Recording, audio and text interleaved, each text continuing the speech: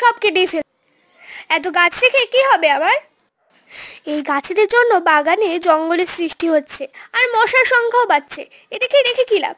এদিকে বরঞ্চ কেটেই ফেলবো, মেরেই ফেলবো। এই গাছ আমাকে কি দেবে? কি দিয়েছে আজ পর্যন্ত? তার থেকে বরঞ্চ এদেরকে আমি কেটেই ফেলি। আরে না না, দাঁড়াও দাঁড়াও। তোমরা হয়তো ভাবছো আমি আমার সাধের ছোট বাগান কেন এভাবে নষ্ট করছি। আসলে ব্যাপারটা তা নয়। আমার বাগানের অ্যাস্টার গাছ আজ মরণাপন্ন অবস্থা।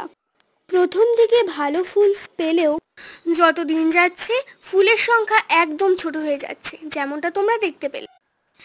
এই সমস্যা এড়ানোর জন্যই কিছু ডালপালাগুলোকে কেটে দিলাম, যেগুলো সাইডের ডালপালা, আর বড় ফুলগুলোকে কেটে দিলাম।